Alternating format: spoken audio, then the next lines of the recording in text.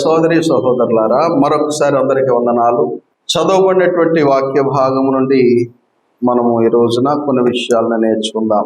అపోస్తలుడైన పేతురు తాను రాసినటువంటి పత్రికలు ఉన్నాయి, 2 పత్రికలు. ఆయన రాసినటువంటి పత్రికలలో 2వ పత్రిక 1వ అధ్యాయము 12వ వచనం నుండి మనము ఆలోచన చేద్దాం. పేతురు గారు వృద్ధుడైపోయాడు ఇది రాసేటప్పటికి.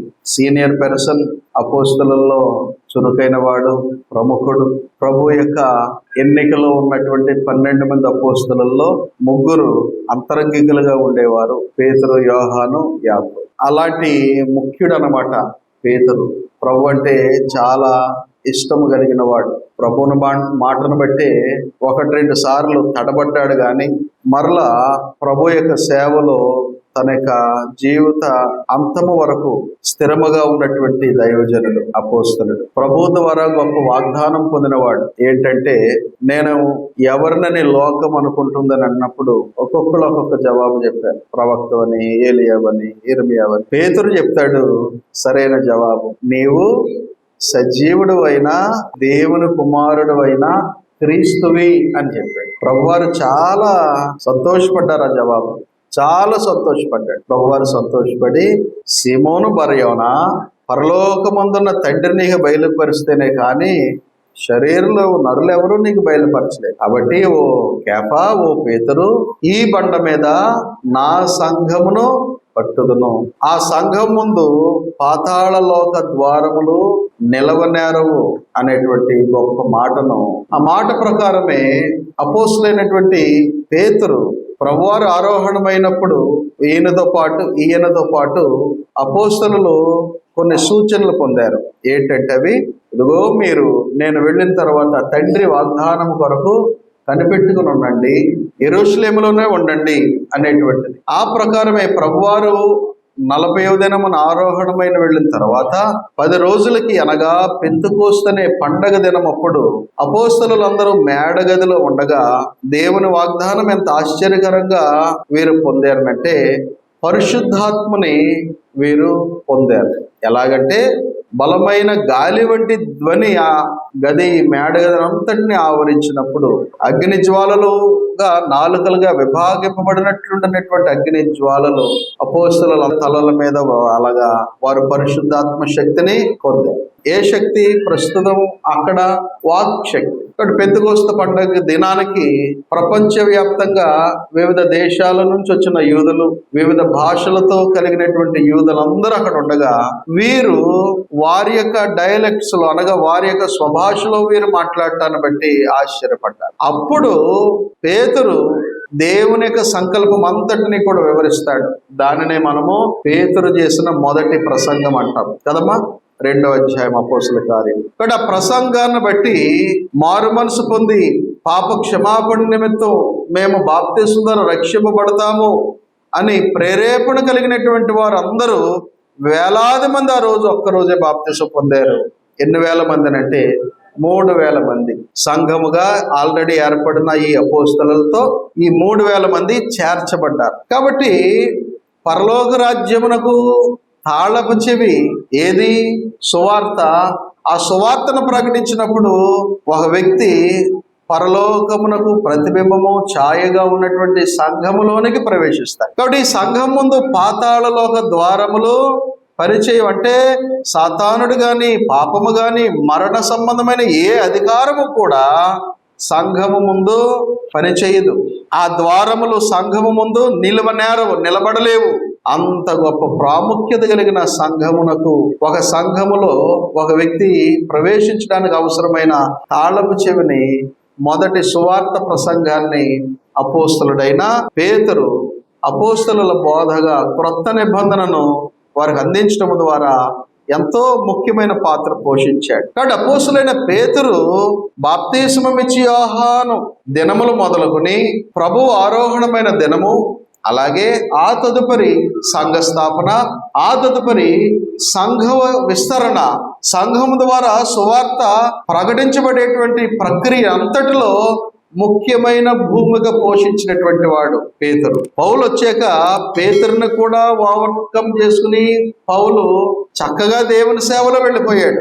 అది 2 వారాల క్రితం నేర్చుకున్నాం పౌలు యొక్క అపోస్తలత్వం గురించినటువంటి వాక్యము ద్వారా. అయితే పేతురు గురించి చూస్తే ఇంత ప్రాముఖ్యమైనటువంటి స్థితిలో ఉన్నటువంటి వాడు సంఘానికి ప్రోత్సాహకరమైనటువంటి మాటలను రాస్తూ ఉన్నాడు. తన మొదటి పత్రికలో శోధనల్లో, హింసలలో, బాధలలో అలమటిస్తున్నటువంటి చెదిరిపోయినటువంటి క్రైస్తవులకు రాసినటువంటిది మొదటి పత్రిక అయితే, రెండవ పత్రిక ఆ సంఘమే, ఆ క్రైస్తవులే మరింతగా వారు బలపడాలని వారిని రేపుతూ, ప్రోత్సాహపరుస్తూ తన యొక్క ఫైనల్ కంక్లూజన్ అన్నమాట.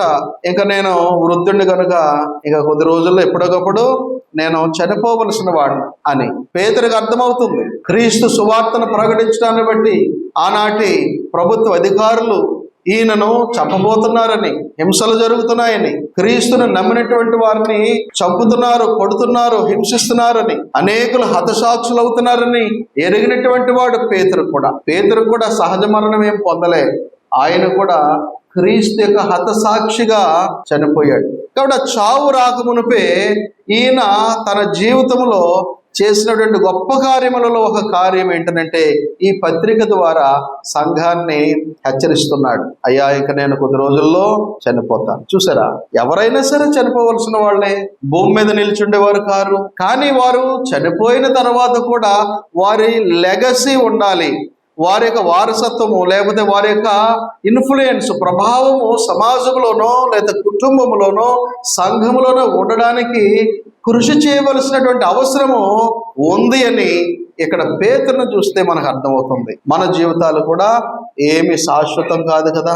మన తదనంతరము మన ఇన్ఫ్లుయెన్స్, మంచి ప్రభావము, మాదిరికరమైన ప్రభావం ఉండేలాగా చూచుకోవటము చాలా మంచిది. ఎందుకంటే మనిషి ఉండడు కానీ ఆయన కీర్తి మిగులుతుంది. అందుకే చనిపోయిన వారిని ఏమంటారమ్మా?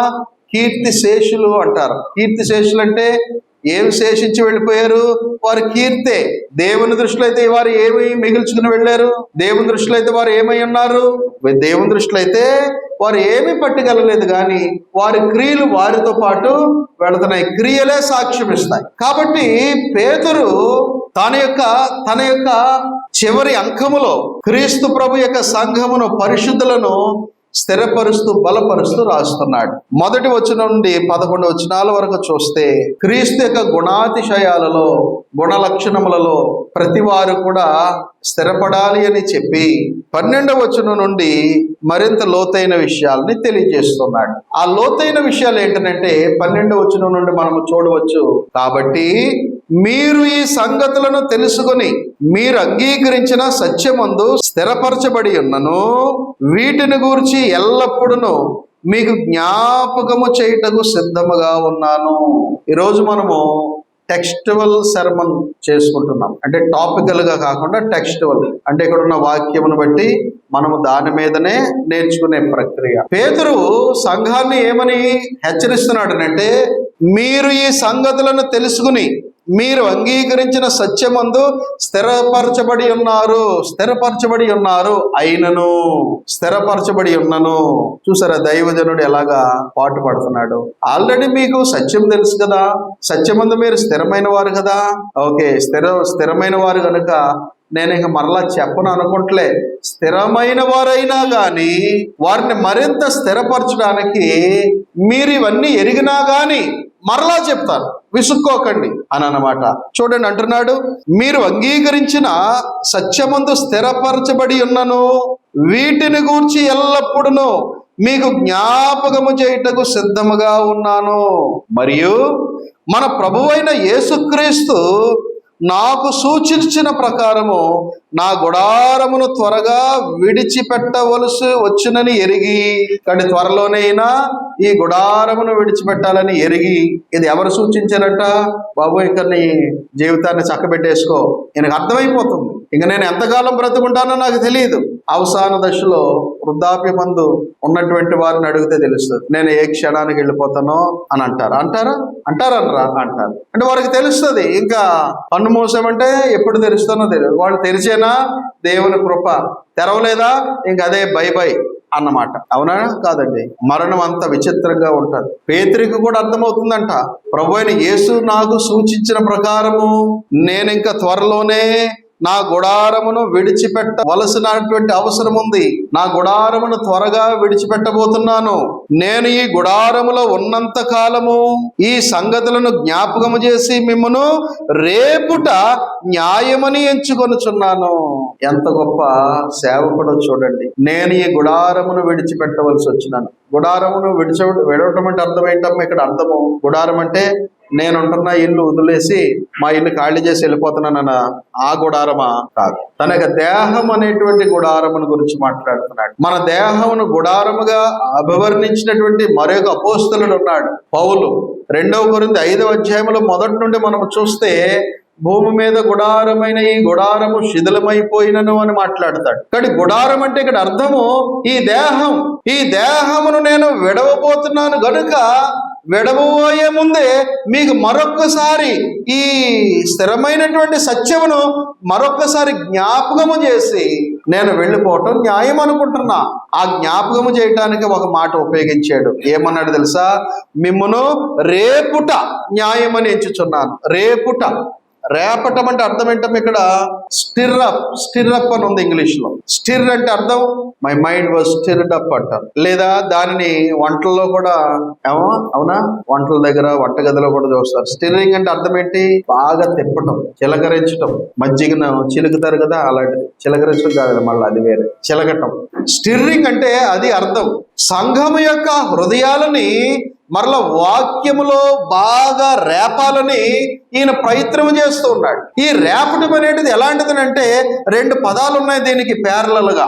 దీనిని ప్రేరేపించడం అని వాడచ్చు, లేకపోతే ప్రజ్వలించడం అని కూడా మనం నేర్చుకోవచ్చు. ఉదాహరణకి హగ్గై గ్రంథమునకు వెళదాం. హగ్గైని మనం చూస్తే హగ్గయే కాదు, అక్కడ ఉన్నటువంటి దేవుని పని విషయములో దేవుని కొరకు మేము పని చేస్తామని సిద్ధపడి వచ్చినటువంటి ప్రజలను దేవుడే ఎలాగ రేపాడో మనం అక్కడ చూడొచ్చు. రేపటం అంటే అర్థం ఇక్కడ, ప్రేరేపించటం అనేటువంటి మాటను కూడా గమనించవచ్చు. హగ్గై 1వ అధ్యాయము 1వ అధ్యాయము 12 నుండి నేను చదువుతాను 14 వరకు. షయల్తీయేలు కుమారుడైన జెరుబ్బాబెలును యెహోజాదాకు కుమారుడును ప్రధాన యాజకుడు నగు యెహోషువయు శేషించిన జనులందరూ తమ దేవుడైన యెహోవా మాటలు ఆలకించి తమ దేవుడైన యెహోవా ప్రవక్త అయిన హగ్గైని పంపించి తెలియజేసిన వార్త విని యెహోవా యందు భయభక్తులు పూనిరి అంటే అర్థము మనకు తెలిసిన పూనకం వేరే. మనకు తెలిసిన పూనటం అంటే అర్థం ఏంటంటే చెప్పండి? పూనటాలంటే ఏదో దురాత్మ ద్వారా ప్రేరేపించబడటం. ఇక్కడ కూడా వాడాడు, దేవుని యందు యెహోవా యందు విశ్వాసంతో జనులు పూనిరి అంటే వారి హృదయాలు అంత భక్తితో నింపబడి అలాగ మూవ్ అవుతున్నారు. మీన్స్ అలాగా విశ్వాసంలో వారు ఎంతో చక్కగా స్పందిస్తున్నారు. తర్వాత 13, అప్పుడు యెహోవా దూత అయిన హగ్గై అంటే ప్రవక్త అయిన హగ్గై యెహోవా తెలియజేసిన వార్తను బట్టి జనులకు ప్రకటించినదేమనగా, దేవుడు అంటున్న మాట ఏంటంట? నేను మీకు తోడుగా ఉన్నాను, ఇదే యెహోవా వాక్కు అని. 14, యెహోవా యోధాదేశపు అధికారియగు షయల్తీయేలు కుమారుడైన జెరుబ్బాబెలు యొక్క మనస్సును ప్రధాన యాజకుడగు యెహోజాదా కుమారుడైన యెహోషువ మనస్సును శేషించిన జనులందరి మనస్సును దేవుడు ఏం చేసినట్ట? ప్రేరేపింపగా. అక్కడ ఏముందండి మాట? మనస్సును ప్రేరేపింపగా. తర్వాత ఏం జరిగింది? వారు కూడి వచ్చి రాజైన దర్యావేషు యొక్క ఏలుబడి యందు 2వ సంవత్సరము 6వ నెల 24వ దినమున సైన్యములకు అధిపతియగు తమ దేవుని మందిరపు పని చేయ మొదలు పెట్టిరి. ఇక్కడ దేవుని యొక్క తలంపులను బట్టి, వారు విన్న వాక్యమును సందేశమును బట్టి విశ్వాసముతో గ్రహించిన ప్రజలు ఎలాగున్నారు తెలుసా? దేవుని వలన ప్రేరేపింపబడి ఆ ప్రేరేపణతో దేవునిలో ఆయన పనిలో వారు స్థిరంగా నడుస్తూ మొదలు పెట్టారంట. ఇక్కడ ఈ ఉదాహరణ మనము స్వీకరిస్తే పేతురు చేసే ప్రయత్నం కూడా అదే.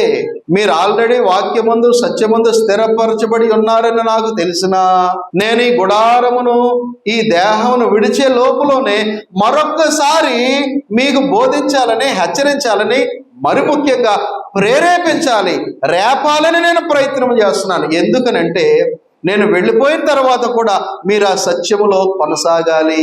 హగ్గైలో చూస్తే దేవుడే ఆ జనులను ప్రేరేపించగా వారందరూ ఏమయ్యారంటండి, దేవుని పని చేయటం మొదలు పెట్టారంట. చూసారా, లాస్ట్ లైన్ ఏముంది? దేవుని మందిరపు పని చేయ మొదలు పెట్టిరి, లేదా దేవుని పని చేయ మొదలు పెట్టిరి. అంటే దేవుని పని కొరకు వారు అప్పటి వరకు నిర్లిప్తంగా ఉన్నారేమో, నిర్లక్ష్యంగా ఉన్నారేమో. ఆ శేషించిన జనులు, ఆ యొక్క చెరలో ఉన్నటువంటి జనులు ఒకవేళ ఉదాసీనమైనటువంటి గురిలేని బ్రతుకుతున్నారేమో. కనుక ఫైనల్ గా దేవుడు హగ్గై ద్వారా ఏమిచ్చాడు?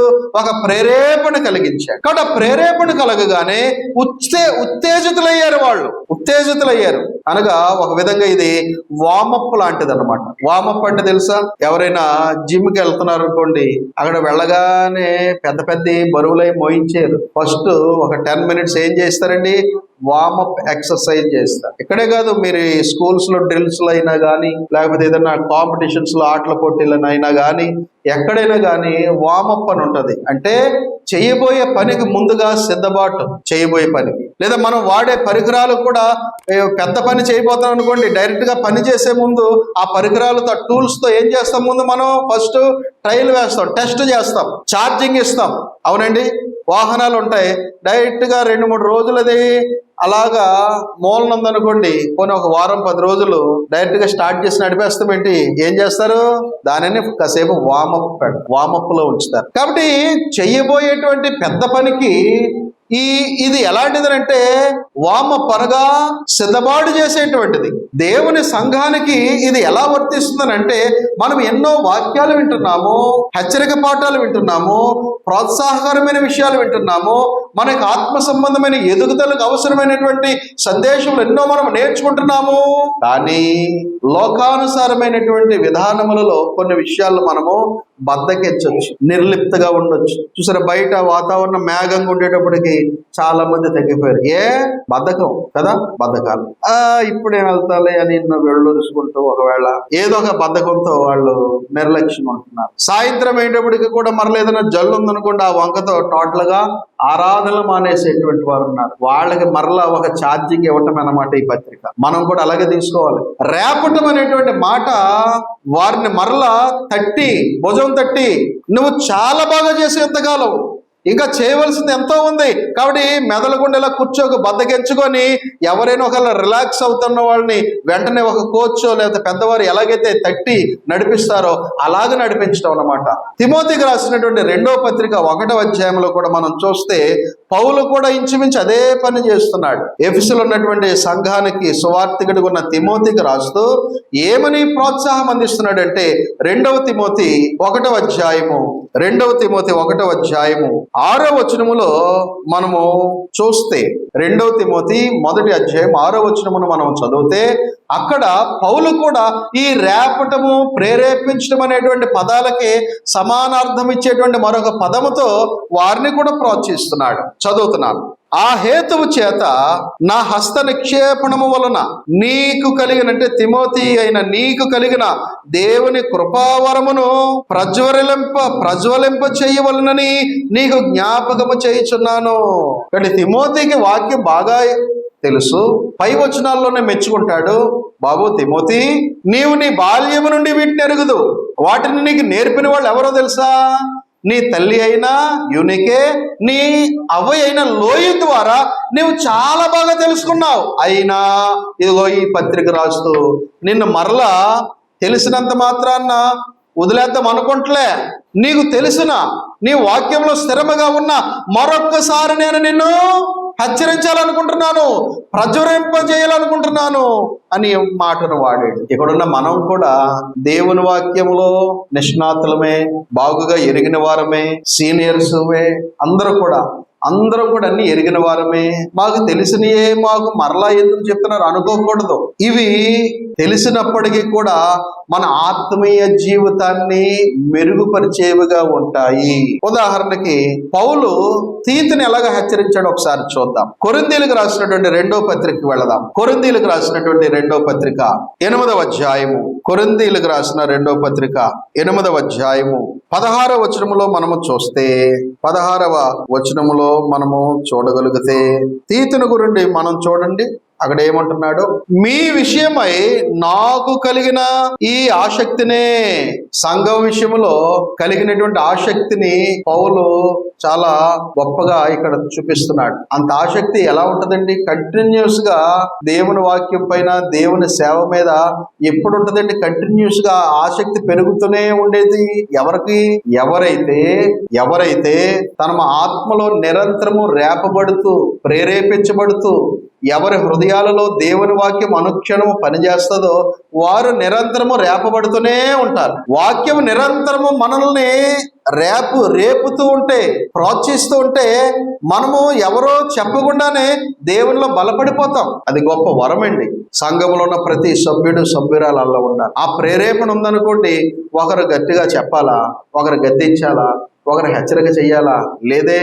ఆ ప్రేరేపణ ఉంటే వారికి వారే చాలా చక్కగా నడిచేస్తారు. దేవుని సంఘం పైన, సేవ పైన పౌలుకి ఎంత ఆసక్తి దేని వల్ల వచ్చింది? ఎవరైనా వెనకాల పుషప్ ఇస్తున్నారు పౌలుకి? లేదు. ఆయన తనకు తానే దేవుని సేవ విషయంలో రేపబడుతూ ఉన్నాడు. అలాంటి వాడే ఒకడు కనిపిస్తున్నాడు ఇక్కడ. ఉదాహరణ తీతు. ఆయన ఎలా ఉన్నాడటమ్మా? మీ విషయమై నాకు కలిగిన ఈ ఆసక్తినే తీతు హృదయములో పుట్టించిన దేవునికి స్తోత్రము. అతడు నా హెచ్చరికను అంగీకరించెను. తీతుకి ఎంత ఆసక్తి ఉంది? చాలా ఉంది. పౌలుకున్నంత ఆసక్తి తీతులో కూడా పుట్టించిన వాడు ఎవరంట? దేవుడే. అందుకు దేవునికి కూడా ఏం చెప్పేశాడు? స్తోత్రము చెప్పాడు. అంటే దేవా, వందనాలు దేవా, నాకు ఎంత ఆసక్తి ఉందో నీ సేవ మీద. ఇదిగో ఈ తీతుకు కూడా అంత ఆసక్తిని పుట్టించావు దేవా, నీకు వందనాలని దేవుని స్తుతిస్తున్నాడు తీతుకు కలిగిన ఆసక్తిని బట్టి. అప్పుడు తీతు ఎంత ఆసక్తి కలిగిన వాడు గనుక మరలా ఇంకోళ్ళ చేత హెచ్చరింపబడవలసిన అవసరం ఉన్నవాడా తీతు? ఏమండి చెప్పండి. తీతుకి ఎంత ఆసక్తి ఉంది కాబట్టి మరలా ఇంకొకళ్ళ ద్వారా హెచ్చరిక పొందవలసిన అవసరం ఉన్నవాడా? లేడు. అయినా కానీ పౌలు ఏం చేస్తున్నాడంట? చూడండి 17లో, అతడు నా హెచ్చరికను అంగీకరించాడు. అంటే ఎంత ఆసక్తి కలిగిన తీతుని పౌలు ఏం చేస్తున్నాడు? అయినా కానీ హెచ్చరిస్తున్నాడు. అప్పుడు తీతు ఏమనుకోవాలి? ఏమండి పౌలు గారు, ఓ మాట అండి, మీరు నాకంటే సీనియర్ అండి, కాదంటలేదండి. అయినంత మాత్రాన మీకు ఎంత ఆసక్తి ఉందో అంత ఆసక్తి దేవుడు నాకు పుట్టించాడు కనుక మీరేటండి మాటికి నన్ను హెచ్చరిస్తారు అని అనొచ్చు ఒకవేళ తీతు పౌలుతో. అన్నాడా? అనలే. ఎందుకు? ఈ రోజున చాలా మందిని వివిధమైనటువంటి విధాలుగా ఎంత ప్రోత్సహించినా, హెచ్చరించినా, రేపినా వాళ్ళు ఎలా ఉన్నారు తెలుసండి? దున్నపోత మీద ఈ వర్షాకాలంలో వాన పడింది అనుకోండి, ఎలా ఉంటది? అలా ఉంటది. మా దేవుళ్ళు ఎదగాలి, బలపడాలి. మనం రండి, దేవుని కొరకు ఉద్యుక్తులమై, దేవుని కొరకు చురుకుగా ఆయన సన్నిధిలోకి మనం వెళ్ళి బలపడి దేవునిలో మనం ఎదుగుదామమ్మా. మనము అనుభవిస్తున్నాయి గొప్ప గొప్ప మేలులన్నీ ఆ దేవుడిచ్చినవే. నీవు దేవుని విషయంలో ఎంత నిర్లక్ష్యంగా ఉంటే ఎలాగమ్మా? ఆరాధనలకి టైంకి రండి, ఆరాధనలు మానకండి అంటే వెరీ ఈజీగా మానేసేవారు ఉన్నారు. అవునా? కొన్ని మానేసి ఇంటి దగ్గర ఉండి ఏదైనా మనస్సాక్షి పశ్చాత్తాపం ఉంటుందా? లేదు. ఎలా ఉంటున్నారు? చాలా మంది ఎలా ఉంటున్నారు? అసలు భయము భక్తి లేనట్టుగా లోకానుసారమైన అన్యుల కంటే దారుణంగా ప్రవర్తిస్తుంటున్నారు. మరి ప్రేరేపణ ఏది? వారు నేర్చుకున్న వాక్యములు లోపల పనిచేస్తే తొలిచేయాలన్నమాట. అమ్మో, నా దేవునికి నేను దూరం అవ్వకూడదు, ఆయన ఆరాధనకు దూరం అవ్వకూడదు, ఆయన సన్నిధికి ఆలస్యం అవ్వకూడదు అనే ప్రేరేపణ, సెల్ఫ్ మోటివేషన్ ఉండాలి. ఎంత సెల్ఫ్ మోటివేషన్ లేని మనమే ఇచ్చిన హెచ్చరిక మరొకసారి ఇస్తే మనము వ్యసన పడిపోతాం. ప్రభు దగ్గరికి ఒక యవనస్తుడు వస్తాడు కదా, ప్రభువా, నీవు సత్పురుషుడు ప్రభువా, సద్బోధకుడివి, అమ్మ బాబాయ్ ఎంత గొప్పవాడు ప్రభువా, నేను నిత్య జీవాన్ని పొందాలంటే ఏం చేయాలి ప్రభువా అని చాలా ఆసక్తితో ఉన్నాడు. ప్రభువారు కొన్ని మాటలు చెప్పారు. ఇదిగో నీ తండ్రి అయిన దేవుని నీవు ఆరాధించాలి, నీ పూర్ణ హృదయంతో, నిన్ను వలె నీ పొరుగు వారిని ప్రేమించాలి. ఇవన్నీ చెప్తే నా బాల్యము నుండి నేను వాటిని అనుసరిస్తూనే వస్తున్నాను అన్నాడు. అది ఎంకేటి కొదవా నిత్యజీవం వచ్చేది కదా. కానీ ప్రభువారు ఏమన్నారంటే, అయితే నీకు ఒకే ఒకటి కొదువు నాన్న, ఏంటో తెలుసది, నీ ఆస్తి నీ నిత్యజీవానికి అడ్డు వస్తుంది. ఎందుకంటే నీ దృష్టి అంతా దేని మీద ఉంటుంది? ఆరాధనకి వెళ్తున్నావు, తండ్రిని ఆరాధిస్తున్నావు, నీ కానుకలు అన్ని ఇస్తున్నావు, ప్రార్థనలు ఉపవాసాలు అన్నీ బాగున్నాయి. కానీ తర్వాత సెకండరీ నీ మైండ్ అంతా దేని మీద ఉంది? లోకము మీద ఉంది. కనుక నీ ఆస్తినంతా అమ్మేసి దానిని పేదలకు పంచిపెట్టే అంటే అతడు మిగుల ఆస్తి గలవాడు గనుక అతడు తన హృదయములో మిగుల వ్యసనపడుచు పాపం దుఃఖంతో వెళ్ళిపోయాడు. అలాగే వ్యసన పడేవాళ్ళు ఉన్నారు ఈ రోజున, ఉన్నారు లేదా?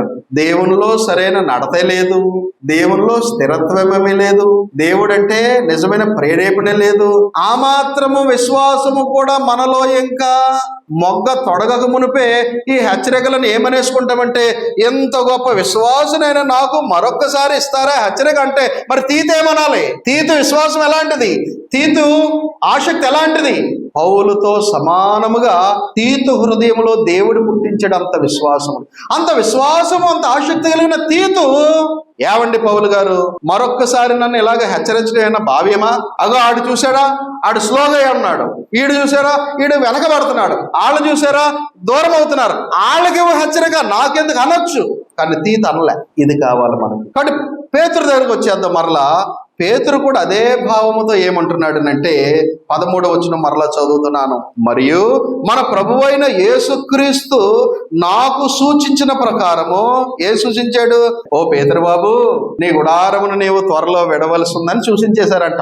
అంటే ఈయనకు అర్థమైంది, నా గుడారమును త్వరగా విడిచిపెట్టవలసి వచ్చినని ఎరిగి నేను ఈ గుడారములో ఉన్నంత కాలము ఈ సంగతులను జ్ఞాపకము చేసి మిమ్మను రేపటి న్యాయమని ఎంచుకొనుచున్నాను. పెద్దోళ్ళు ఇలాగే ఉంటారు, చెప్పిందే చెప్తారు. మా డాడీ గారు కూడా ఇలాగే చెప్పేవారు, ఒరే చూసి నడపరా డాడీ, మేము 10 ఏళ్ళ నుంచి నడుపుతున్నాం డాడీ కారులో, ఇంకా అలా చెప్తారేట్రా, విసుకెత్తిపోయేవాళ్ళం మేము. అయినా కానీ ఏమనేవారు తెలుసా? చూసినాడు 1000 కళ్ళతో చూడాలని చెప్పారు. ఎన్ని కళ్ళు అంటే అర్థం ఏంటి? అంత అబ్జర్వ్ చేయమని అనుకునేవాడిని. మా డాడీ పెద్దోళ్ళు అవుతున్నారు, చేతస్థం ఎక్కువైపోతుంది, చెప్పిందే చెప్తున్నారు ఏంట్రా అని అనుకునేవాడు. కానీ పెద్దలు అలాగే ఉంటారు. పెద్దలు ఎలా ఉంటారు? చెప్పిందే చెప్పొచ్చు. ఎందుకు? అవి హృదయంలో స్థిరపడిపోవాలి, అవి హృదయంలో నాటుకుని పోవాలి. వాటిని బట్టి నేను ఈ వృద్ధుడైన నేను కొంతకాలానికి లోకమును విడిస్తాను గనుక ఆ తర్వాత నా మాటలు వారి హృదయాలలో మారుమోగుతూ ఉండాలి. అంత ఇన్ఫ్లుయెన్స్ చూపిస్తున్నాడు అన్నమాట పేతురు. అంత ఇన్ఫ్లుయెన్స్ చూపిస్తున్నాడు పేతురు. ఎలాగా? నేను వీరికి దూరం అయితే భౌతికంగా వీరు సత్యవాక్యములో అస్థిరులు కాకుండా ఉండడానికి నేను మరలా చెప్తున్నాను. విసుకున్న వాళ్ళు ఇసుకుంటారు, ఏంట్రా పేతురు గారు ఎంత సీనియర్ గాని ఏంటి చెప్పిందే చెప్తున్నాడు, చేతస్థం ఎక్కువైంది అనుకోవచ్చు. అయినా తన పత్రికలు కూడా రాస్తున్నాడు. ఈ మాట ఎప్పుడు చదివినా ఇప్పటికీ కూడా అవి మారు మ్రోగుతున్నాయంటే ఈ మాటలు ఎంత విలువైనటువంటి మాటలు అవి. కనుక సంఘము వాటిని నిర్లక్ష్యం చేయకూడదు. ఆ తర్వాత చూడండి 15వ వచనములో, నేను మృతి పొందిన తర్వాత 3 అక్కడ నా నిర్గమము తర్వాత. నిర్గమం అంటే అర్థము మరణాన్ని ఇక్కడ నిర్గమంతో పోల్చాడు. నిర్గమము అంటే అర్థము, నిర్గమ అనేటువంటి పేరుతో బైబిల్ ఏదైనా పుస్తకం ఉందా? ఏముందండి? నిర్గమ కాండం. దానిని ఇంగ్లీష్ లో ఏమంటారు తెలుసా? ఎక్సోడస్ అంటారు. నిర్గమం అంటే అర్థము ఒక చోట నుండి మరొక చోటకి బదిలీ అవటం, ట్రాన్స్ఫర్ అవటం. ఇంకా ఇశ్రాయేలీలు నిర్గమము అయ్యారు, నిర్గమించారు. ఎక్కడి నుండి? ఐగుప్తులో వారు నిర్గమమై ఎక్కడికి కొనుక్కోబడ్డారు? పాలు తేనెలు ప్రవహించు దేశమైన కనానికి. దానినే ఎక్సోడస్, నిర్గమం అంటారు. ఇక్కడ నుంచి వారు తరలించబడ్డారు. ఇంకా వారి యొక్క శేషం ఏమి ఉండదు, వారు ఏం మిగిల్చుకోరు. ఎక్కడ వారు ఏ స్థలమునైతే విడిచారో అక్కడ ఏమి మిగిల్చుకోరు. మరణము కూడా అటువంటిది. ఒక వ్యక్తి చనిపోయిన తర్వాత ఏం మిగిల్చుకుంటాడమ్మా? యోబు చెప్తాడు 14వ అధ్యాయంలో ఏమంటాడు? నరులు చనిపోయిన తర్వాత వారు తిరిగి బ్రతుకుతారా? జనాలని, చనిపోయిన వారిని లోకం ఏమవుతుందంట, ఇక మర్చిపోతుంది. రికార్డ్స్ లో నుంచి వారి పేర్లు డిలీట్ అయిపోతాయి. ఉంటాయా? వాళ్ళ పేరు మీద ఉన్న cell phone number, SIM card నెంబర్లు, వాళ్ళ పేరు మీద ఉన్న అకౌంట్లు అన్ని ఏమవుతాయమ్మా, క్లోజ్. ఈ మధ్యకాలంలో సోషల్ మీడియాలో ఏమండి ఒక ఆప్షన్ పెట్టారు, ఫేస్బుక్ ఇలాంటి వాటిలో చాలా మంది యాక్టివ్ గా అవి పోస్టులు, రీల్స్ చేసేవారంట బానే. కానీ కొంతకాలం చూస్తే సంవత్సరం అయ్యేటప్పటికి ఆడి అకౌంట్ లో లాగిన్ అయ్యేవాడు కాదంట. కానీ అకౌంట్ అలాగే ఉండిపోతే డేటాబేస్ లో అనవసరంగా డేటా ఉంటది కదా. కాబట్టి ఒక వ్యక్తి ఇంతకాలంలో యాక్టివేషన్ లేకపోతే ఆడు చనిపోయిన అయి ఉండాలి, లేకపోతే అకౌంట్ క్లోజ్ చేసుకుని ఉండాలి. కనుక అలాంటి డెడ్ అకౌంట్స్ ని మేము ఇగో ఈ పాలసీని బట్టి తీసేస్తామని ఒక పాలసీ పెట్టింది ఒక 5-6 ఏళ్ల క్రితం ఫేస్బుక్ కంపెనీ మెటా. నిజమేనా? అంటే సోషల్ మీడియాలో కూడా అకౌంట్ ఉన్న వాళ్ళు చనిపోయాక అకౌంట్ ఏమవుతుంది, క్లోజ్. అంటే మనుషుడు చనిపోయాక వాళ్ళు ఆనవాళ్ళు ఏమీ ఉండవు. మనం ముచ్చడి కోసం ఏమైనా ఫోటోలు అవి పెట్టుకుని గుర్తు చేసుకోవచ్చు, కానీ ఆ ఇంట్లో వాళ్ళకు ఉండొచ్చు. వాళ్ళు కూడా తదనంతరం ఎవరు గుర్తుంటదండి? మీ ముత్తాత గారి మీ ఇమేజ్ మీకు గుర్తుందా? మీ ముత్తాత గారి పేరేంటమ్మా, వాళ్ళ తండ్రి పేరేంటమ్మా, ఆళ్ళూరులేటమ్మా, 3 తరాలు వెనక్కి వెళ్తే మన చరిత్ర మనకు తెలియదు కదా. అంటే 3 తరాల ముందు ఉన్నటువంటి వ్యక్తి ఆనవాళ్ళు ఇక్కడ లేవు. మా తాతయ్య ఎలా ఉంటాడు నాకు తెలియదు, మా నాన్నగారు తెలియదు, ప్రకాశం గారు. మా అమ్మగారు నాన్నగారు తెలియదు, మార్టిన్ లోదర్ తాతగారు. వాళ్ళు ఎలా ఉంటారు నాకు తెలియదు. మా నాన్నమ్మ అయితే మా డాడీకే గుర్తులేదు, ఎందుకంటే నాన్నగారు 5వ తరగతిలో చనిపోయారు. జూని అమ్మగారు, ఆవిడ పేరే మా పెద్ద చెలుగు పెట్టుకున్నారు మా డాడీ గారు. మా అమ్మమ్మ గారు అంటే ఓకే గుర్తున్నారు. మీలో కూడా చాలా మంది తెలుసు, దేనమ్మ గారు మా అమ్మమ్మ గారు కదమ్మా. అంతకంటే ముందు ఉన్న వాళ్ళు మనకు తెలుసుదా? మీ కుటుంబాల్లో నిర్గమం అంటే అదే. ఒక చోట నుండి మనము ప్రమోట్ అవుతున్నాం. Because death is another way of promotion. మనము భౌతికమైనటువంటి ఇహలోక బాంధవ్యాల నుండి, సాధక బాధల నుండి మన మరణములో ఏం కలుగుతుందంటే నిర్గమమై మనము మరొక స్థానమునకు వెళ్తున్నాం, విశ్రాంతిలోనికి. దేవుని పిల్లలు, ఇక్కడ పేతురు మాట్లాడుతున్నాడు, నేను జ్ఞాపకము చేసిందే చేస్తున్నాను, రేపిందే రేపుతున్నానని మీరు బాధపడకండి. నేను మృతి పొందిన తర్వాత, అనగా నా నిర్గమము తర్వాత, నిర్గమం అంటే ఒక చోట నుంచి నేను ఒక చోటుకి వెళ్తున్నా. అంటే మరణము ముగింపు కాదు. ఈ భౌతిక మరణము మనల్ని ఒక చోట నుంచి మరొక చోటుకి తీసుకెళ్తుంది. ఈ భూ పరిధిలో నుండి మన ఆత్మ ఎక్కడికి వెళ్తుంది?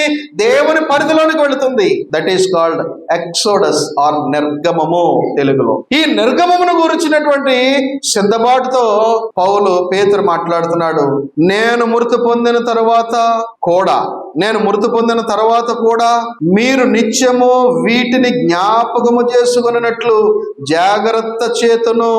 ఏలయనగా చమత్కారముగా కల్పించిన కథలను అనుసరించి మన ప్రభువైన యేసుక్రీస్తు యొక్క శక్తిని, ఆయన రాకడను మేము మీకు తెలపలేదు.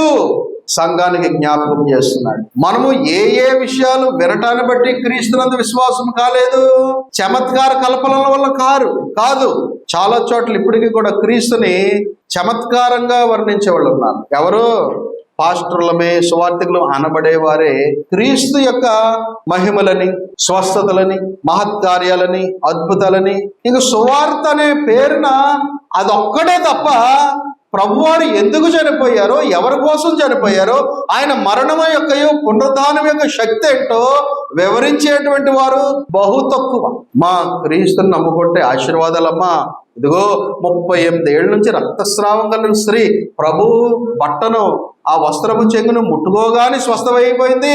రామ్మ, ప్రభు పేరున మీకు ప్రార్థన చేస్తాము, ఆ వస్త్రపు చెంగులు లాంటివి అమ్ముతాము, ఆ తైలాలు అమ్ముతాము అని అంటే ఇవి చెప్పే అట్రాక్ట్ చేస్తున్నారు కానీ సువార్త ఎవరు చెప్పట్లేదు. పేతురు అందుకు అంటున్నాడు, మేము క్రీస్తు యొక్క శక్తిని, ఆయనను గురించినటువంటి మాటలను మేము మీకు ప్రకటించాము. కానీ ఎలా ప్రకటించలేదో తెలుసా? చమత్కారంగా మీకు ప్రకటించలేదు. 16 ఏలయనగా చమత్కారముగా కల్పించిన కథలను అనుసరించి మన ప్రభువైన యేసుక్రీస్తు యొక్క శక్తిని, ఆయన రాకడను మేము మీకు తెలపలేదు. ఆయన రాకడ గురించి కూడా మేము అలాగే చెప్పలేదు ఫ్యాన్సీగా. ఇక్కడ చమత్కారం అనే దగ్గర ఇంగ్లీష్ బైబిల్ ఏముందో తెలుసా? కన్నింగ్లీ అని ఉంది. కన్నింగ్లీ అంటే అర్థం ఏంటమ్మా? కన్నింగ్ అంటే తెలుసా? కన్నింగ్ అంటే కుయుక్తితో, దాన్ని ఏ నక్క అంటారండి? జిత్తులు మారిన నక్క. ఆ స్వభావాన్ని కన్నింగ్ అంటారు. మేము అలాంటి చమత్కారముగానో కుయుక్తితోనో క్రీస్తు యొక్క శక్తిని గురించి కానీ లేకపోతే ఆయన రాకడ గురించి కానీ మీకు చెప్పలేదు. కానీ 17 ఆయన మహత్యమును మేము కన్నులారా చూచిన వారమే తెలిపితిమి. కాబట్టి పేతురు అనే నేను సువార్తికుడిగా క్రీస్తు సువార్తను మీ మధ్య ప్రకటించాను. ఎలా ప్రకటించానంటే నా సీనియారిటీలో మొదటి రోజు నుంచి ఇప్పటి వరకు యేసుక్రీస్తుని చమత్కారంగా మీకు ప్రకటించలే. ఇక ముందు కూడా నేను ప్రకటించను, నేను బ్రతికినంత కాలం. ఎందుకంటే క్రీస్తుని గురించి వీళ్ళు చెబితే విని ఆయనను ప్రకటించిన వాళ్ళం కాదు. మేము ఎవరమంటే మా కళ్ళారా ప్రభువుతో నడిచిన వాళ్ళము. మేము మా కళ్ళారా ప్రభువుని చూసి మా కన్నులతో ఆయనను చూస్తూ పెరిగినటువంటి వాళ్ళము విశ్వాసములో. అలాంటి మేము ఇచ్చే సాక్ష్యం. అందుకని 17లో 3వ లైన్లు అంటున్నాడు, ఈయన నా ప్రియ కుమారుడు, ఈయన యందు నేను ఆనందించుచున్నాను అను శబ్దము మహాదివ్య మహిమ నుండి ఆయన యొద్దకు వచ్చినప్పుడు తండ్రి అయిన దేవుని వలన ఘనతయు మహిమయు ఆయన పొందగా మేము ఆ పరిశుద్ధ పర్వతం మీద ఆయనతో కూడా ఉండిన వారమై ఆ శబ్దము ఆకాశం నుండి రాగా వింటిమి. జరిగిన సంగతిని మరొకసారి నెమరు వేసుకుంటున్నాడు పేతురు. అమ్మా సంగమా, మీరు విశ్వాసమందు సత్యమందు స్థిరమవ్వాలని చెప్పిందే చెప్తున్నాం అని మీరు పొరబడకండి. నేను ఈ గుడారమును త్వరలో విడిచిపెట్టవలసిన అవసరం ఉంది కనుక మిమ్మల్ని రేపటము న్యాయమని అనుకుంటున్నాను. కనుక మీరేమి విసుక్కోకండి హెచ్చరికలను. మేము క్రీస్తుని చమత్కారంగా చెప్పి మిమ్మల్ని బాప్తీసాలు ఇచ్చి రక్షించలేదు, కానీ మేము మా కళ్ళతో చూసిందే చెప్పాము. ఇంతకీ మా కళ్ళారా మేము చూసింది ఏంటో తెలుసా? మహాదివ్య మహిమలో నుండి తండ్రి ఒక మాట పలికాడు. ఏంట మహాదివ్య మహిమ? ఎంత మంచి పదం వాడాడో చూడండి. తండ్రి అయిన దేవుని యొక్క ఉనికిని ఎలాగ ప్రస్తావిస్తున్నాడమ్మా పేతురు? తండ్రి స్థలమును లేదా తండ్రి యొక్క ఆ ఆరిజిన్ ఆఫ్ ద మెసేజ్ ని, తండ్రి పలికినటువంటి ఆ యొక్క మాటల యొక్క ఆరంభపు పరిస్థితిని ఎలా వర్ణించాడు? పరలోకమును మహాదివ్య మహిమ అన్నాడు. పరలోకం అంట మహిమగల రాజ్యం కదమ్మా, మహిమగల పట్టణం. అవునా? దానికి ఇంకా ఏముంది? దివ్యత్వం ఉంది. దివ్యము అంటే అర్థం ఏంటమ్మా? దివ్య చెప్పు. దివ్య అంటే అర్థం ఏంటి? దివ్య అంటే అర్థం ఏంటండి? దివ్యమైన అంటే, దివ్య అంటే అర్థము చెప్పాలి అన్న, టీచర్ గారు చెప్పండి. దేవ సంబంధము. దివ్య అంటే అర్థము దేవ సంబంధమైన, నిత్యమైన. అది దివ్య అంటే అర్థం ఏంటండి?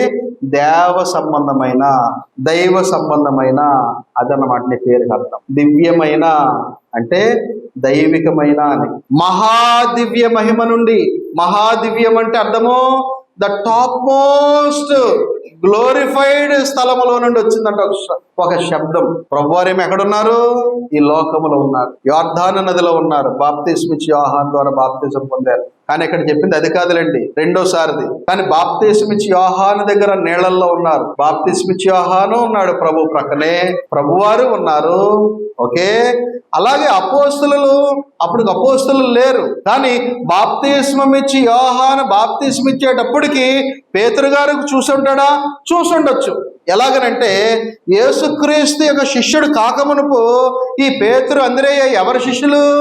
యోహాను శిష్యులు. బహుశా యోహాను దగ్గర అసిస్టెంట్స్ గా ఉండి ప్రభువారు బాప్తిసం పొందినది చూసుంటాడేమో బహుశా. కాబట్టి ఆకాశం నుండి ఆ సౌండ్, ఆ యొక్క మాట వచ్చింది. ఎక్కడి నుండి? మహాదివ్య మహిమ నుండి. ఎంత మంచి పదం అండి అది. మహాదివ్య మహిమ నుండి తండ్రి మాట్లాడుతున్నాడు. ఏమని? ఈయన నా ప్రియ కుమారుడు. ఎవరు? ప్రభు అయిన యేసు నా ప్రియ కుమారుడు, ఈయన యందు నేను ఆనందించుచున్నాను అనేటువంటి మాట మహాదివ్య మహిమ నుండి వచ్చిందంట. అప్పుడు వీళ్ళు ఎక్కడున్నారంట చెప్తున్నాడు చూడండి 18. మహాదివ్య మహిమ నుండి ఆయన యొద్దకు వచ్చినప్పుడు ఆ మాట వలన ప్రభువారు ఏమయ్యారట? మహిమను ఘనతను పొందేశాడట. అంటే ఈ 30 సంవత్సరాలుగా మేము చూసిన నజరేయుడైన యేసు మామూలు సామాన్యుడు, వడ్లవాని కుమారుడు, ఆ యోసేపు మరిల కుమారుడు, ఈయన మామూలు వ్యక్తి అనుకున్నాము. అమ్మో నో, ఈయన ఎవరు? అయ్య బాబోయ్, బాప్తిస్మమిచ్చి యోహాను అప్పటికే చెప్తా ఉన్నాడు. ఏమని? మీరు నన్ను క్రీస్తుని పొరపడుతున్నారు, నేను క్రీస్తుని కాను, నా వెనక వచ్చేవాడు నాకంటే ప్రముఖుడు గనక నేను ఆయన పాదముల వారును ఇప్పటికైనాను యోగ్యుడు కాను, అంత గొప్పవాడు ఆయన అని ప్రభువుని గురించి సాక్ష్యం ఇచ్చి తాను తగ్గించుకుని ప్రభువుని హెచ్చించాడు యోహాను. కాబట్టి ప్రభువుని హెచ్చించేటప్పటికి యోహాను ఏదో చెప్తున్నాడు, అలాగా ఎగ్జాజరేట్ చేస్తున్నాడు, ప్రభువుని హెచ్చిస్తున్నాడు అనుకున్నారే కానీ యోహాను చెప్పిన మాటలకు లింకప్ కుదిరిపోయింది. ఎలాగా? తండ్రి అయిన దేవుడు మాట్లాడాడు. ఏమంటే ఆ అబ్బాయిని అక్కడ అరెస్ట్ చేసి పెట్టండి, బంధించండి అక్కడ. యోహాను అప్పటికే ప్రభు అని యేసుని గురించి గొప్ప సాక్ష్యం చెప్పేశాడు. ఇదిగో ఈయన నాకంటే ప్రముఖుడు అన్నట్లుగానే ప్రభు అలా నడుస్తూ ఉంటే ప్రభువును చూసి ఏమంటాడు తెలుసమ్మా యోహాను? లోక పాపములను మోయు, ఇదిగో లోక పాపములను మోయి దేవుని గొర్రె పిల్ల అని ప్రభువును చూ. అంటే ఇవన్నీ చూస్తుంటే పక్కనున్న పేతురు లాంటి వాళ్ళు, శిష్యులు లాంటి వాళ్ళు, ఏట్రా మేము యోహాను గారు చాలా టాప్ అనుకుంటూ వచ్చాము, కానీ యోహాను గారు నేనే ఇంకా తక్కువవాడిని, నాకంటే గొప్పవాడని ఈయన గురించి చెప్తున్నారు అని బుర్రలు గోపుకుంటున్న టైంలో వారి యొక్క ఆలోచనలను నిజము చేస్తూ తండ్రి కల్పించుకుని మహాదివ్య మహిమలో నుండి తండ్రి ఏమని పలికాడో తెలుసా? ఈయన నా ప్రియ కుమారుడు. ఆ ఒక్క మాటతో యోహాను బదులు ఎవరి వైపు వచ్చింది అటెన్షన్ అంతా? క్రీస్తు వైపు వచ్చింది. అర్థమవుతుందండి? కాబట్టి అవన్నీ కూడా కళ్ళారు చూసిన వాడు పేతురు.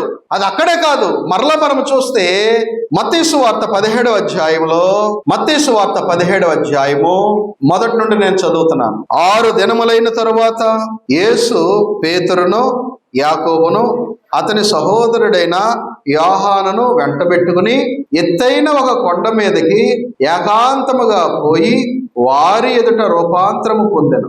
ఆయన ముఖము ఎలా ఉందంటే, ప్రభు ముఖము సూర్యుని వలె ప్రకాశించెను, ఆయన వస్త్రములు వెలుగు వలె తెల్లని వాయెను. ఇదిగో మోషేయు ఏలియాయు వారికి కనబడి ఆయనతో మాట్లాడుచుండిరి. అప్పుడు పేతురు, ప్రభువా మనం ఇక్కడ ఉండుట మంచిది, నీకు ఇష్టమైతే ఇక్కడ నీకు ఒకటియు, మోషేకు ఒకటియు, ఏలియాకు ఒకటియు 3 పర్ణశాలలు కట్టుదును అని యేసుతో చెప్పారు. అతడు ఇంకనూ మాట్లాడుచుండగా ఇదిగో ప్రకాశమానమైన ఒక మేఘము వారిని కమ్ముకొనెను. ఆ మేఘముల నుంచి వచ్చినటువంటి మాట చూడండి ఇప్పుడు. ఇదిగో ఈయన నా ప్రియ కుమారుడు, ఈయన యందు నేను ఆనందించుచున్నాను, ఈయన మాట వినుడి అని ఒక శబ్దము ఆ మేఘములో నుండి పుట్టెను. ఇక్కడ పేతురు, యాకోబు, యోహానులు ఆ సన్నివేశమును చూసి ప్రభువారు రూపాంతరం అవుతున్నటువంటి ఆ యొక్క ఘట్టములో చాలా ఆశ్చర్యం పడిపోయారు. తర్వాత నేలను పడిపోయారు వీళ్ళు. ప్రభు యొక్క మహిమను వీళ్ళు చూసేశారు. ప్రభు యొక్క మహిమ ఒక మోషే వంటిది కాదు, ఏలియా వంటిది కాదు, ఇతర ఏ ప్రవక్తల వంటిది కాదు. పేతురు అనుకున్నాడు ప్రభుతో పాటు ఆ యొక్క రూపాంతరం అయినటువంటి సందర్భంలో ప్రభుతో పాటు మోషే ఏలియాలు కూడా సమానముగా ఉన్నారనేటువంటి భావనలో మీ ముగ్గురికి సమానముగా 3 పర్ణశాలలు కడతానంటే నో, మోషేతోను ఏలియాతో సమానుడిగా ఉండవలసిన వాడు కాడిగినా నీవు ముగ్గురిని సమానం చేసేసి 3 పర్ణశాలలు కడితే నేను ఒప్పుకోనని కలగజేసుకోవడానికి దేవుడు కలగజేసుకుని ఏమని చెప్పాడమ్మా? ఈయన మోషే కాదు, ఏలియా కాదు, లేకపోతే బాప్తిస్మిచ్చి యోహాను కాదు, ఈయన నా ప్రియ కుమారుడు, ఈయన యందు నేను ఆనందించుచున్నాను, ఈయన మాటే వినండి. కాబట్టి మహాదివ్య మహిమలో నుండి వచ్చిన మాట ఎవరిని బట్టి వచ్చింది? యేసుక్రీస్తుని బట్టి. కాబట్టి తండ్రి అయిన దేవుని వలన ప్రభువారు ఆ సందర్భంలో ఏం చేపట్టాడు? మహిమ ఘనత పొందినటువంటి స్థితిలో ఉన్నాడు. అలాంటి ప్రభువుని మేము కళ్ళారో చూచిందే చెప్తున్నాం. అసలైన మ్యాటర్ ఇప్పుడు బిగిన్ అవుతుంది. 18వ వచనంకు రండి. 2 పేతురు 1వ అధ్యాయము 18. అసలైన మ్యాటర్ ఇప్పుడు బిగిన్ అవుతుంది. ఏమంటున్నాడు? మేము ఆ పరిశుద్ధ పర్వతం మీద, ఎప్పుడండి? రూపాంతరపు కొండ మీద, పరిశుద్ధ పర్వతం మీద ఆయనతో కూడా ఉండిన వారమై ఆ శబ్దము ఆకాశం నుండి రాగా వింటిమి. మరియు ఎంతకంటే స్థిరమైన ప్రవచన వాక్యము మనకున్నది, అది మీకు చెప్పాలనుకుంటున్నాను. ఈయన నా ప్రియకుమారుడు, ఈయన యందు నేను ఆనందించుచున్నాను అని ప్రభువుని గురించి సాక్ష్యం ఇచ్చాడు. ఓకే, ప్రభువుని గురించి అప్పటికే ఉన్నటువంటి ప్రవచనాలన్నీ కూడా ప్రభు యొక్క మొదటి రాకడ వలన అన్ని కూడా ఏమైనాయమ్మా? నెరవేరిని. కానీ నెరవేరిపోయినటువంటి వాటి గురిండే మనం ఎంత విశ్వాసంతోనో, ఎంత ఆశ్చర్యంతోనో, ఎంత ఆసక్తిగా ఉంటే మీరు అవే గొప్పవి అనుకోకండి, వాటికంటే ప్రాముఖ్యమైన ఉన్నాయి. అవేంటంటే 19, మరియు ఎంతకంటే అంటే పాత నిబంధనలో చెప్పిన ప్రవచనాల కంటే స్థిరమైన ప్రవచన వాక్యం మనకుంది. కాబట్టి మనం ప్రభువును కూర్చున్నటువంటి ప్రవచనాలు ఎన్ని వాక్యాలు ఉన్నాయో వాటన్నీ ఎంత ప్రాముఖ్యమైనవో అంతకంటే గొప్ప ప్రవచన వాక్యం ఉందంట. ఇప్పుడు ఆ ప్రవచన వాక్యమే 19లో చెప్తున్నాడు. అది సంఘము గమనించాలి. ఇంతకీ ఆ ప్రవచన వాక్యం ఏంటో తెలుసా తెలీదా? ఆ ప్రవచన వాక్యం ఏంటో తెలుసా? చూడండి 19 2వ లైన్. తెల్లవారి వేకువ చుక్క మీ హృదయములలో ఉదయించు వరకు ఆ వాక్యము చీకటి గల చోటున వెలిగించు దీపమైనట్టున్నది. దాని యందు మీరు లక్ష్యముంచిన ఎడల మీకు మేలు. కాబట్టి సంఘానికి ఇన్ని హెచ్చరికలు ఇచ్చి ఫైనల్ గా ఒకటి చెప్తున్నాడు. ఓ సంఘమా, మీకు మేలుకరమైనటువంటి దానిని మీకు ఇప్పుడు చెప్తున్నాను. మీరు ఇప్పటి వరకు విన్నటువంటి వాక్యాలన్నీ మీకు ఎంత ప్రాముఖ్యమైనవో, ఎంత అవసరమైనవో వాటికంటే గొప్ప ప్రవచన వాక్యం ఉంది. ఇంతవరకు ఉన్న అన్నీ కూడా నెరవేరిపోయినాయి. కానీ ఇక నెరవేరవలసింది ఏంటంటే వేకువ చుక్క మనందరి హృదయాలలో ఉదయించే వరకు ఆ వెలుగు ప్రకాశిస్తూనే ఉంటుంది. ఎందుకు? ఆ వేకువ చుక్క ఏంటి? ఆ వేకువ చుక్క అంటే ఏంటి? ఆ వేకువ చుక్క ఉదయించే వరకునంట. చూడండి, తెల్లవారి వేకువ చుక్క. తెల్లవారి వేకువ చుక్క అంటే మనము మన కాలంలో చూస్తే మనకి శీతాకాలము ప్రారంభమయ్యేటప్పటికి కదండి, క్రిస్మస్ సీజన్ మిగిలినప్పటికి ఎక్కడ మనం చూస్తే ఎలా ఉంటుందమ్మా? అర్ధరాత్రి 2వ టైం తర్వాత మధ్యాకాశం నుండి ఇలాగా ఒక బ్రైట్ స్టార్ అలాగా దిగుతా ఉంటుంది. అది దిగదు, అది అలాగే ఉంటుంది. మనమే మారుతాం కాబట్టి అది అలా కనిపిస్తుందా? అది ఇంకా తెల్లవారేటప్పుడు లైట్ వెలుగు వచ్చినప్పుడు కూడా చూడగలం దానినే తెల్లవారి వేకువ చుక్క అంటారు. ద మార్నింగ్ స్టార్ అంటారు. Morning star. యెషయా గ్రంథంలో చెప్పబడినటువంటి మార్నింగ్ స్టార్ నెబుకద్నెజరు గురించి చెప్పాడేమో గాని ఇక్కడ చెప్పుతున్నటువంటి ఈ వేకువ చుక్క అంట ఏమవ్వాలంటమ్మా? తెల్లవారి వేకువ చుక్క మీ హృదయాలలో ఉదయించే వరకు ఈ వాక్యము ఆ వాక్యము చీకటి గల చోటున వెలిగించు దీపమైనట్టున్నది. చీకట్లో దీపం పెడితే ఎలాగైతే వెలిగిస్తూ ఉంటుందో మన హృదయాలు ఒకవేళ ఇంకా చీకట్లోనే ఉంటే మీ హృదయాలు వెలిగింపబడడానికి ఆ వేకువ చుక్క ఉదయించే వరకు ఈ వాక్యము మీకు ప్రకటించబడుతూనే ఉంటుంది. దీన్ని ఇంకా లోతుగా చూసుకుంటే ఇదే 2వ పేతురు 3వ అధ్యాయంలో ప్రభు దినం ఎందుకు ఆలస్యం అవుతుంది? ప్రభు దినము ఎందుకు ఆలస్యం అవుతుంది చెప్పండి? దేవుని దీర్ఘశాంతం ఇంకా ఎందుకు కనిపెట్టుకుని ఉంది? ఎవరు కూడా నశించిపోకూడదనే కదా, ఎవరినో నశింపవలనని దేవుడు ఇచ్చయింపకే కదా ఇంకా దీర్ఘశాంతముతో. అవునా? లేదనంటే పాటికే పంచభూతములన్నీ మహావేంద్రముతో లయమైపోయేవి. ఆ వేకువ చుక్క ఇంకా చీకటి గలగా అనగా ఇంకా పాపపు అంధకారములో ఉన్న వారికి ఇంకా ప్రకాశింప చెయ్యాలని దేవుడు ఆ వెలుగుని ఇంకా ప్రకటిస్తూనే ఉన్నాడు. లోకంలోనికి పంపాడు ఆ వెలుగుని. సువార్త వెలుగు, క్రీస్తు వెలుగు, క్రీస్తుని కూర్చున్నటువంటి వాక్యము బోధ వెలుగై ఉండగా ఆ వెలుగు అందరి హృదయాలలో వేకువ చుక్క వలె ప్రతిష్ఠించబడి ఆ వేకువ చుక్క ఉదయించాలని దేవుడు ఇలాగ చేస్తూనే ఉన్నాడు ఇంకా. కాబట్టి 3వ అధ్యాయములో చెప్పబోయే దానికి ఒక ముందు ప్రస్తావించేశాడు. అప్పుడే మరలా చదువుతున్నా. తెల్లవారి వేకువ చుక్క మీ హృదయములలో ఉదయించు వరకు అన్నాడు. ఎంతమందిలో వేకువ చుక్క ఉదయించింది? మీ హృదయాలలో వేకువ చుక్క ఉదయించబడిన వారు ఎవరైనా ఉన్నారా? చేతులు ఎత్తండి. వేకువ చుక్క ఉదయించిందా? లేదా వేకువ చుక్క వల్ల మళ్ళీ తెల్లారేక మాయమైపోయిందా? ఏమండి, మాయమైపోయిందా? మాయం అవ్వకూడదు. ఎందుక వేకువ చుక్క ఏంటి? ప్రకటన గ్రంథం 2వ అధ్యాయానికి ఒక్కసారి వెళదాం. ప్రకటన గ్రంథం 2వ అధ్యాయము తుయతైరలో ఉన్న సంఘానికి హెచ్చరిక చేసి, మారు మనసు ముందు నువ్వన్నీ దిద్దుకుంటే ఇదిగో ఒక వాగ్దానమని, ప్రశంసని ప్రభువారు ఆ ఫార్మాట్ లో 7 సంఘాలతో మాట్లాడతారు. అలాగే తుయతైర సంఘంతో ఆ ప్రశంస వారు పొందబోయే బహుమానం ఏంటో చెప్తూ 28లో అంటున్నారు ప్రభువారు, మరియు అతనికి వేకువ చుక్కనిచ్చెదను, సంఘములతో ఆత్మ చెప్పుచున్న మాట చెవిగలవాడు వినుగాక అన్నారు. ప్రభువారు వేకువ చుక్కనిస్తాను అంటున్నాడు. అంటే వేకువ చుక్క ఏంటి? ఇంకా మీకు అర్థం కావాలంటే ఇదే ప్రకటన 22వ అధ్యాయానికి వెళదాం. 22వ అధ్యాయము అందరు తీశారమ్మా? చదువుతున్నాను 16 నుండి 22వ అధ్యాయము. సంఘముల కోసరము ఈ సంగతులను గూర్చి మీకు సాక్ష్యమిచ్చుటకు యేసు అను నేను నా దూతను పంపి ఉన్నాను. నేను దావీదు వేరు చిగురును సంతానమును ప్రకాశమానమైన వేకువ చుక్కయునై ఉన్నాను. యేసు అని నేను ఏమై ఉన్నాను? దావీదు వేరు చిగురును సంతానమును ప్లస్ నేను ఏమై ఉన్నాను?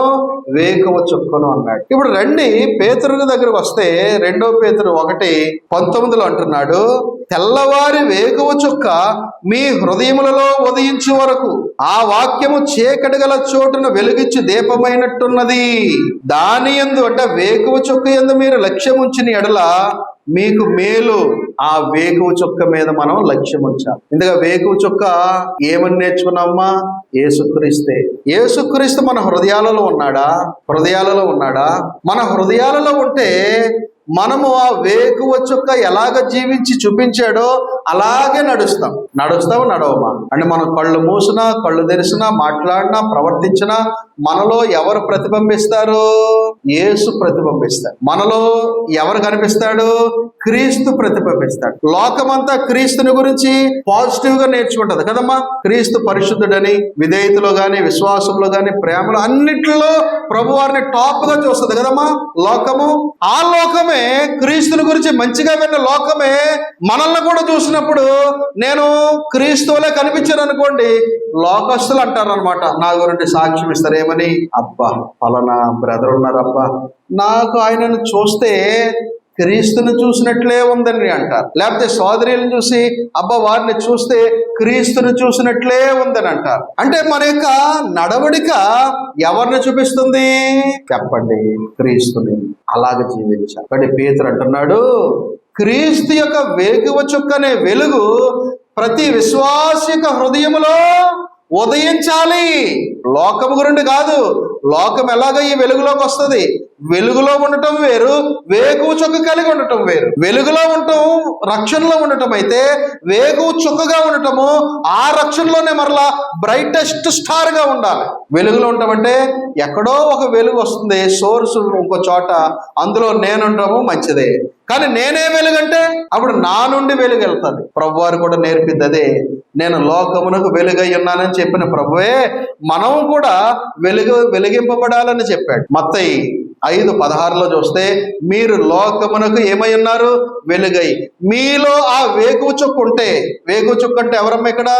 అకిను ఎవరు వేకువ చుక్క అంటే? యేసుక్రీస్తే మనలో ఉంటే. మన మాట్లాడే సందర్భాలు వచ్చినాయి అనుకోండి, అప్పుడు నా మాటలు ఎలా ఉంటాయి?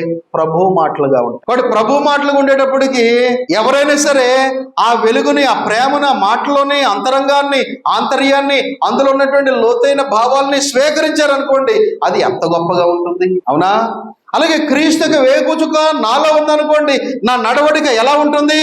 క్రీస్తువలే ఉంటుంది. నా ఆలోచన ఎలా ఉంటుంది? క్రీస్తువలే. అన్నిటిలో నేను క్రీస్తువలే ఉంటాను. గమనిస్తున్నారా? ఆ వేకువ చుక్క ఇక్కడ వచ్చినప్పుడే నేను వెలుగులో ఉంటాను, కానీ వేకువ చుక్క నా హృదయంలో పెట్టుకున్నానంటే ఆ వేకువ చుక్క మన హృదయాలలో ఉదయించే వరకు దేవుడు ఎదురు చూస్తూనే ఉంటాడు. ఈ వాక్యాల ద్వారా రేపుతూనే ఉంటాడు. కాబట్టి ఆ వేకువ చుక్క మన హృదయాలలో ఉండేలాగా మనం నడుచుకోవాలి. ఆ వేకువ చుక్కైన క్రీస్తు యొక్క బోధలు మనలో ఎప్పుడు మనం క్యారీ చేసేలాగా ఉండాలి. మన మైండ్లో ఎప్పుడు అవే మెదలాలి. వాక్యం మెదలాలి, క్రీస్తు యొక్క ప్రవర్తన మెదలాలి, క్రీస్తు యొక్క గుణ లక్షణాలు మెదలాలి. ఇవన్నీ మనలో నింపబడితే ఆటోమేటికలీ మన ప్రవర్తన అంతా కూడా క్రీస్తుమయమై అవుతుంది. అవునా? క్రీస్తువలే అవుతుంది. క్రీస్తువలే ఎప్పుడైతే మనం అంత పెర్ఫెక్ట్ గా ఆ వేకువ చుక్కను బట్టి మనము కలిగి నడుస్తూ ఉంటామో మనమే వెలిగించేస్తాం. ఎవరికి ఇస్తాము? మన ప్రక్క వారిని, మన కుటుంబాలని ఇన్ఫ్లుయెన్స్ చేస్తాం, ప్రభావితం చేస్తాం. అంటే పేతురు తపన ఏంటంటే, నేను మీ మధ్య ఉన్నాను కాబట్టి చెప్పగలుగుతున్నాను, నేనే కానీ చనిపోయాక మీకు చెప్పేవాళ్ళు ఎవరు? కాబట్టి మీరే ఒక వేకువ చుక్కను కలిగి ఉండేలాగా బ్రతకండి. మీరే క్రీస్తు ప్రతినిధులుగా మారండి. మీరే క్రీస్తుని ధరించుకున్నవారు. గలతీలో చెప్పలేదా పౌలు? మనం బాప్తిస్మములు ఏం చేసామమ్మా? క్రీస్తుని ధరించుకున్నాం. అంటే క్రీస్తు ఎలా అయితే నడుస్తాడో నేను అలాగ నడవలసిన వాడిని. క్రీస్తుని ప్రతిబింబించాలి, క్రీస్తు యొక్క ప్రేమను ప్రతిఫలించాలి. అప్పుడు ఆ వేకువ చుక్క నాలో ఉన్నట్టు నిర్ధారణ అవుతుంది. కాబట్టి మనలో వేకువ చుక్క ఉందా లేదో మనము గ్రహించుకుంటూ మనం నడుస్తే మంచిది. ఆ తర్వాత వచనాలు ఏం చెప్తాడంటే, ప్రవక్తల యొక్క వచనాలు కంటే గొప్పదని ఇది చెప్పాడు కదా, అలాగే ప్రవక్తలు చెప్పిన మాటలే గాని ఈ మాటలే గాని ఒకడు ఊహను బట్టి చెప్పిందని ప్రవచనంలో ఏది కూడా పుట్టదని మీరు గ్రహించండి బాబు. నేను చెప్పిన, ప్రవక్తలు చెప్పిన ఇవన్నీ ఎవరమైనా పరిశుద్ధాత్మని చేత మేము ప్రేరేపించబడి దేవుడు మనుషుల మూలంగా పలికించాడు. కాబట్టి ఈ మాటలన్నీ మావి కాదు, ఎవరి మాటలు? దేవుని మాటలే. కాబట్టి దేవుని మాటలు యేసుక్రీస్తుని ఎలా వర్ణిస్తున్నాయి? వేకువ చుక్కగా వర్ణించే కనుక ఆ వేకువ చుక్క మీ అందరి హృదయాలలో, మనందరి హృదయాలలో ఉదయించేలాగన, ప్రారంభమయ్యేలాగన మనము నడుద్దాము అని చెప్పి ఈ అధ్యాయాన్ని ముగించాడు. ఈ మాటలు మనం కూడా తీసుకుందాం. క్రీస్తు ఒక వేకువ చుక్క వలె మనందరి హృదయాలలో ఫలించాలని మిమ్మల్ని కూడా ఈ మాటల ద్వారా రేపుచు, ప్రేరేపిస్తూ, ప్రజ్వలింపజేస్తూ, ప్రోత్సహిస్తూ, నాకు నేను బోధించుకుంటూ మీకు నీ మాటలు తెలియజేస్తూ ముగిస్తున్నాను. ఎంతో శ్రద్ధతో ఆలకించిన మీ అందరికీ నా హృదయపూర్వక వందనాలు.